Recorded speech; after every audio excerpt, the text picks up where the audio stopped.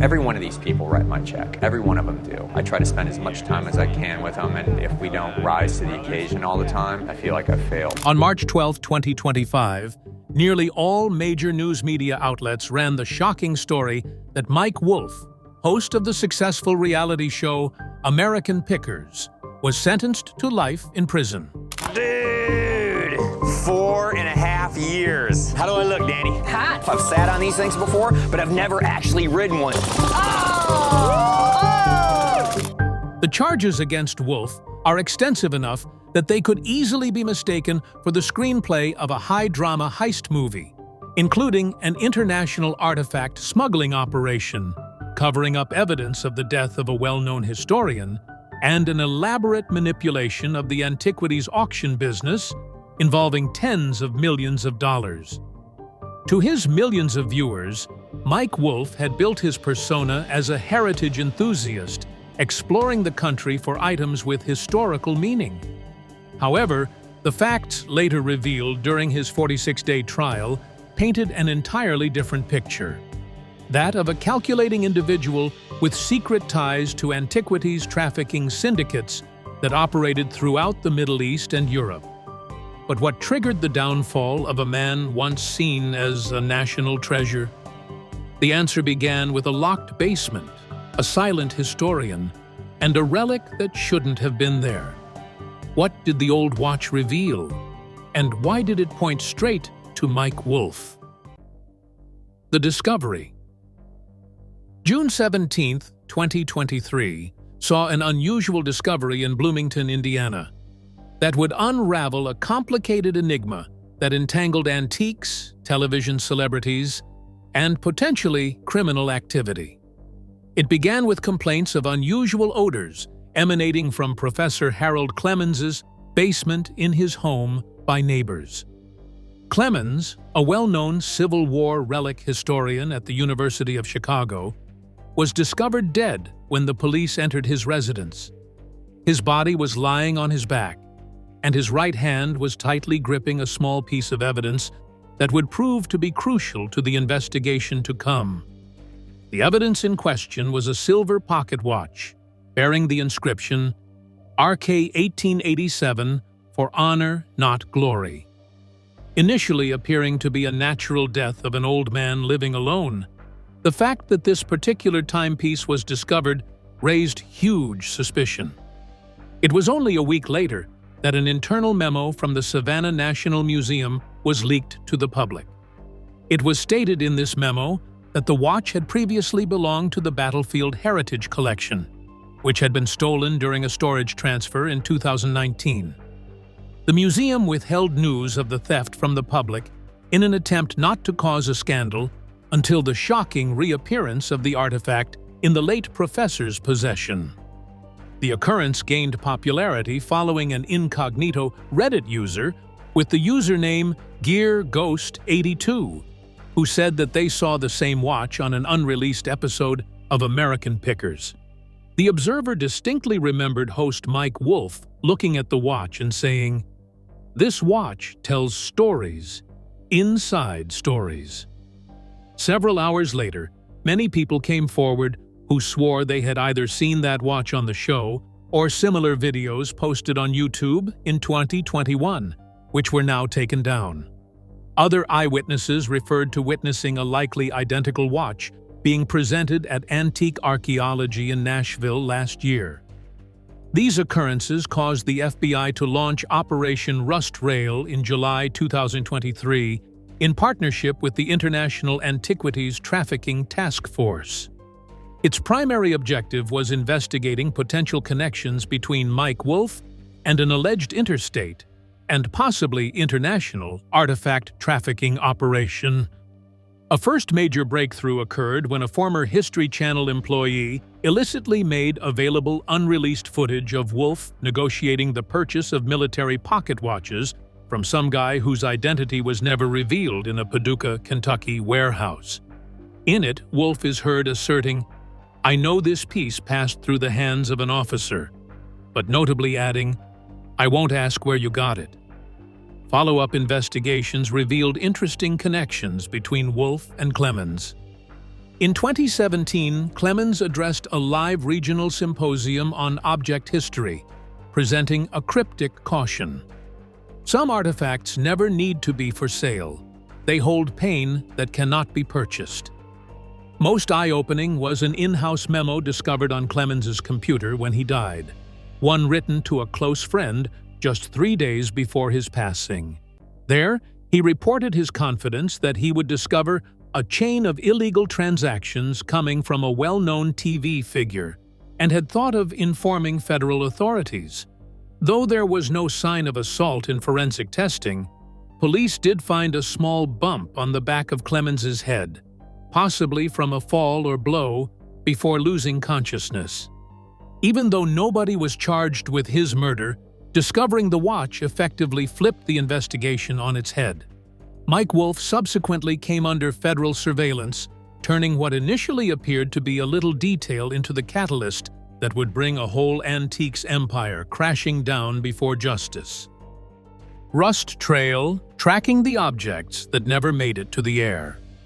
After the discovery of a silver pocket watch next to Professor Harold Clemens's body, federal officials thoroughly investigated every episode of American Pickers.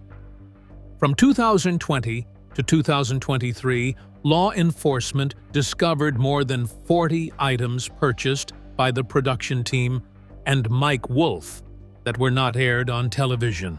Some of these items were photographed with basic purchase receipts, but the subsequent records of their disposal were not definite. Among these items was the very same pocket watch that led to the investigation, codenamed Operation Rust Rail. Detectives were first unable to get close directly to Mike Wolfe, but decided to shadow one of his backstage support personnel, Craig Salinas, who did the main transportation for the production crew. During a 66-hour stakeout operation in southern Missouri, Salina was observed driving a van with the legend Antique Archaeology to an unlisted warehouse location. Local authorities, disguised as building inspectors, toured the building and discovered sealed wooden crates containing 18th to 19th century artifacts, some of which had been reported stolen from a Georgia museum. The case shifted gears when investigators secured search warrants for 2 private storage facilities leased by Time Vault Logistics, LLC, a shell company in which Mike Wolfe had financial stakes through 3 levels of financial intermediaries.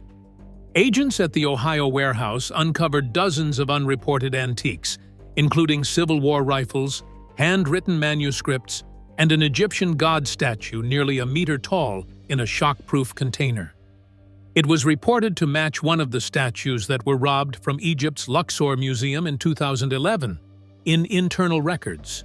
Financial analysis showed that from 2016 to 2023, almost $4.77 million was wired between tax haven-registered companies such as those in Malta and the Cayman Islands. These were not backed by licensed appraisers or reputable auction houses. Surprisingly, a Swiss bank account opened in Wolfe's name received a $150,000 wire transfer from an individual associated with the illicit antique market of Aleppo, Syria, which had been accused before of being involved in war-era smuggling of plundered cultural material. Of most interest to investigators was the sophisticated structuring of the entire operation. No official team members participated in post-production transportation of goods. All was shuffled to third parties through virtual fax applications with cash or cryptocurrency payment. The logistics coordinator, known as Mehman, was never identified, though thoroughly investigated. On December 3, 2023, the FBI started infiltrating the network by contacting an antique shop that Wolfe had previously visited in New Mexico. During an undercover meeting, a voice recording captured Wolfe uttering, "Not everything should be on TV.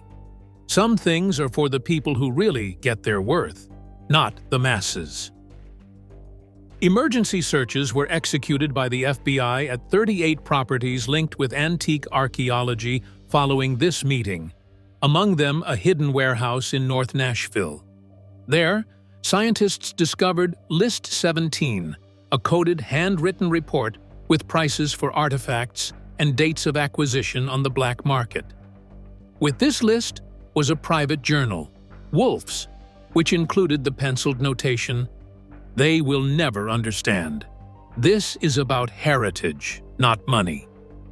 This kind of evidence, coupled with accounts of hidden treasures without documentation, shady money exchanges, and signs of cover-up, brought Mike Wolfe solidly into the official position as the main suspect in what could be history's greatest American reality TV scandal. A tense trial and the verdict for Mike. January 9, 2025, was the day the much-awaited federal trial of Mike Wolfe finally opened in Chicago. The security was incredibly tight, with journalists tightly jammed outside the courthouse. Most onlookers wore placards inscribed with the phrase, "Free Mike," in keeping with their stand that the whole episode was a serious case of misunderstanding. The exposés that unfolded within the courtroom, however, left the majority of the audience in shocked silence. The wide-ranging 39-page indictment charged Wolfe with 6 primary charges, which were exportation of antiquities illegally, international trafficking in cultural heritage, tax evasion, interference with justice, money laundering, and cover-up of evidence of a suspicious death. Prosecutors had provided a maximum sentence of life imprisonment without parole. During opening arguments, prosecutors unveiled previously unreleased visual evidence and videos depicting Wolfe in suspicious dealings. One of the most incriminating videos depicted Wolfe exchanging money with a Syrian citizen in the garage of a Detroit residence for an unsubstantiated container holding supposed Roman coins. The prosecution framed these activities not as mere collecting, but as a business endeavor predicated upon illegal activity masquerading cleverly as TV entertainment. A serious setback to the defense of Wolfe occurred in the testimony of Frank Fritz. One of the co-workers of Wolfe from several of the first seasons of the show, Fritz, had appeared as a witness since he had departed from the series. The courtroom fell silent during Fritz's testimony. Fritz disclosed that they were promised in the beginning that they would just retrieve objects that had been legally obtained, but things changed profoundly over time. Once he got on the witness stand, Fritz testified that Wolfe began to become obsessed with the acquisition of one-of-a-kind artifacts, explaining, "To keep the show going, we had to dig further down, both literally and then figuratively." Fritz provided a detailed recollection of a highly enlightening experience in 2021 with a war diary bought in Arkansas.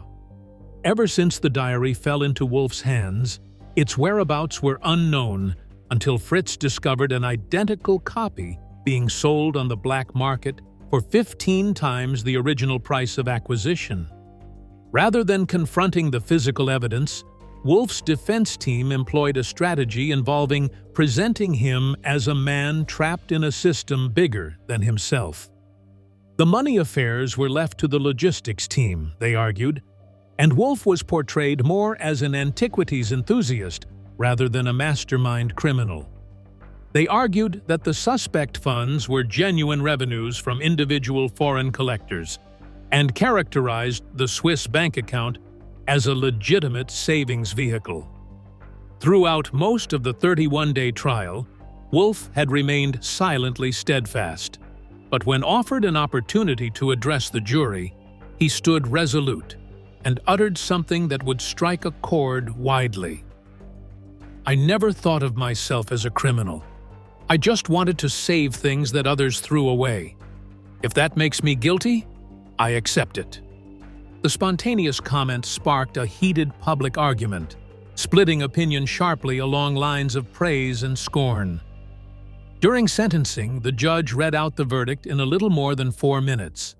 In light of the tremendous evidence produced, the sophistication of the operations, and the severe punishment, particularly insofar as the concealment of artifacts constituted international pillage of cultures, the court sentenced Mike Wolfe to life imprisonment without possibility of parole.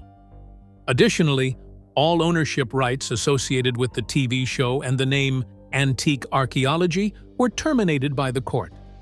As the news of the verdict was circulated, a tearful cry came from one elderly man, an avid 10-year viewer of the show. Social media fan sites that had once been celebratory and had celebrated Mike in his heyday were now either disintegrating completely or being used as tribute memorials. But far beneath it all, one fundamental question persisted. If Mike was obviously the mastermind, then who were those individuals working behind the scenes? But with Wolfe behind bars, the real storm was only beginning. What happens when an empire built on secrets starts to crumble? And what buried truths would surface once the warehouses were opened and the cameras finally stopped rolling? The empire collapses, and aftershocks. 3 days after that, the History Channel formally canceled American Pickers and removed all the associated programming from their streaming platforms. The erstwhile hit YouTube channel cleaned the old shows quietly, and Antique Archaeology's website became a bare interface with a single message. The FBI repoed both showroom locations in Iowa and Tennessee, which Wolfe stupidly called sacred spaces for historians. The former secret warehouse in northern Nashville was a collection hotspot for artifacts before then, and it was seized by the Heritage Management Bureau at the time. Following a month-long stocktaking, the investigators uncovered numerous items with bogus documents and questionable provenance. The artifacts discovered included religious relics from war zones like Iraq, Syria, and Yemen. Among them was a marble sculpture believed to be from an Ottoman imperial tomb, which was reported to have been looted in 2003. This revelation caused the antiquities auction house business to cease activities temporarily. Preeminent houses like Sotheby's and Christie's made public announcements on reconsidering all sales with an indirect connection to Wolfe. Numerous leading transactions of hundreds of thousands of dollars were subsequently canceled. Private collectors were more fearful that items purchased through Wolfe might at any moment be confiscated. There was public sentiment polarized around dedicated fans believing that Wolfe had been scapegoated for things lurking behind the veil of art, politics, and commerce.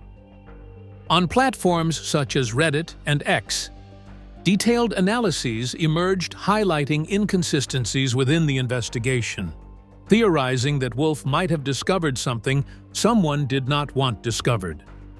Part of what fueled public debate was Document 171, which was discovered in Wolfe's warehouse. Apart from the encrypted transactions and artifact symbols, the final page contained a handwritten message. Theorists and experts attempted to decrypt this enigmatic entry, speculating that it represented an abbreviation of a clandestine organization involved in high-level artifact trading, which might be attributed to high-level religious officials. Though one had speculated VTIC was derived from the Vatican Intelligence Corps, a group never officially acknowledged, no concrete evidence existed to support such speculation. When this code was found, it made the story something much richer, with more than one individual and a television program involved. Among the other documents released by the Forensics Investigation Unit was Wolfe's personal notebook. Between such listings as Episode 312, Cut Old Truck Scene, and Follow-up with Leopard Skin Collection Holder, there was a solitary handwritten sentence on one page. Not all past should be brought to light. You felt like this page was tucked away. You know, folded and put between other unrelated pages as if it were meant to be accidentally found. In the file named Federal Terror Jail, Wolfe is incarcerated.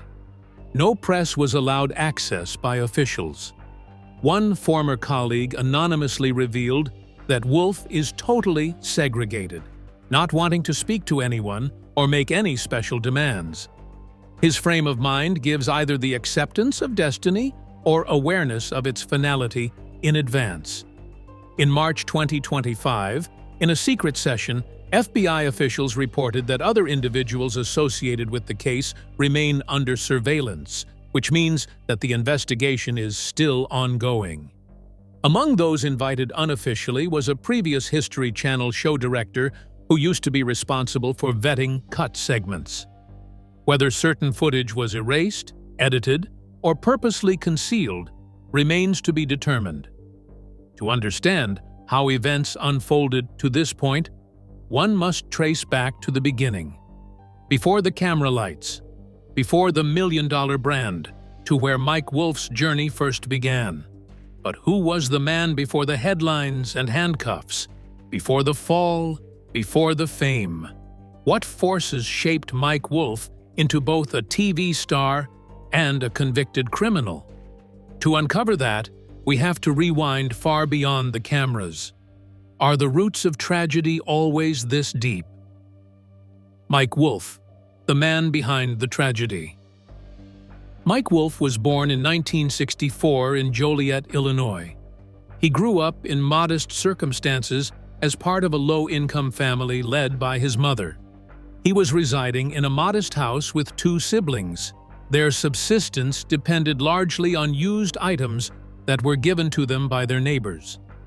Wolfe was drawn to discarded objects at a young age, as other children were collecting baseball cards. Rather than playing on the grounds of his schoolyard, young Mike would venture into the dump and search for busted radios, old bicycles, and anything that contained gears. His childhood maxim became evident in his all-pervasive phrase, "If it's worthless to everyone else, it's even more worth keeping." By 2010, when American Pickers premiered on the History Channel, Wolfe was middle-aged. His enthusiasm for antique license plates, however, was startlingly youthful. The show discovered huge success with his business partner, Frank Fritz. They traveled thousands of miles around America together, working assiduously through garages, barns, and derelict warehouses looking for historical objects. Wolfe attracted universal respect, not merely for his enormous erudition, but for his respectful treatment of dealers and genuine passion for each object discovered. However, from one who worked with him in his formative years, Wolfe's collecting was not merely acquisition. He sought to achieve domination over memory itself. With the popularity of the show increasing and pressure on ratings mounting, every episode had to beat the previous one. Wolfe started venturing out into non-traditional sources, evidence lockers, black markets, and war zone cellars. Though it is uncertain when he crossed the ethical line, it was clearly evident that he was no longer just looking for unwanted items. He was chasing items people did not dare to own. Perhaps in Mike Wolfe's own mind, he was being reasonable to preserve bits of history from the jaws of oblivion. But judicial courts don't think like human minds do. Currently, Mike Wolfe is inmate number 4271932. The name that was once well known with American heritage has vanished from all public spheres. Nevertheless, a serious question persists.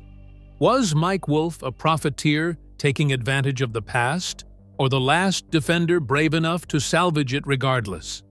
Mike Wolfe's own path, from an individual traversing America gathering recollections to one who is a familiar face on national television and eventually a convicted felon with a life sentence, is a powerful reminder that the line between zeal and malfeasance too often turns out thinner than supposed. No matter how well buried, reality always finds its way to the surface. Will you weigh Mike Wolfe's choice? Was he a victim of circumstance or an individual who crossed the line of morality? Thank you for watching.